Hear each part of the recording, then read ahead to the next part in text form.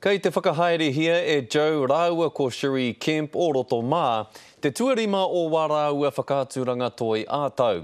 Nā tāpoi Aotearoa, tā Rāua Māra toi i tohu kia kite ai e te tokomaha te tohungatanga o ngā ringa toi o Aotearoa nei.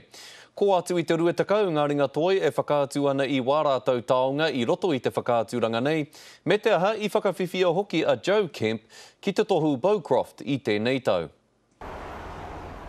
Ko te rā tēnei e tuwhera na tēnei māra toi ki te ao, engari kei te waihanga toi tonu a Joe Kemp. Art's everything to us. We live it and breathe it. We're always creating something here. Kei te puta mai ngā manuhiri o tā wāhi. Kei piripane au e noho ana, tino a tāhua ke nei taonga, te mahi ana tāngata i runga i ro rātai whenua o Aotearoa. Me te haukāinga. Kei konei au e noho ana kai Roto Mā. Kore rawa au e mōhio he whakāturanga kai konei e pāna ki a tātou taonga. Joe Kemp's Living Art Gallery is the jewel of Roto Mā.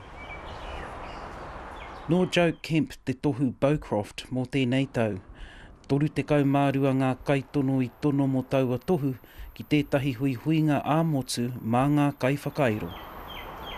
Ko ngā wahi e whakairo hiai, kua tātou wahi a Māori. Ko te mea miharora wāti, kare he utu. Ko te hā te ingoa o tā Rāua Māra toi, nā Tourism New Zealand te tono ki a Rāua ki te whakāhua i tētahi kiriata poto ki konei, ki te whakātu ki rā wāhi, te tohungatanga o ngā mahi toi ki Aotearoa. It's actually one of the best tourist attractions in Rotorua. Where else can you get world-class art here in this magnificent garden, and it's free? Mo te toru wiki tēnei whakāturanga, e haere ana. Ngā hui Wade, te karere.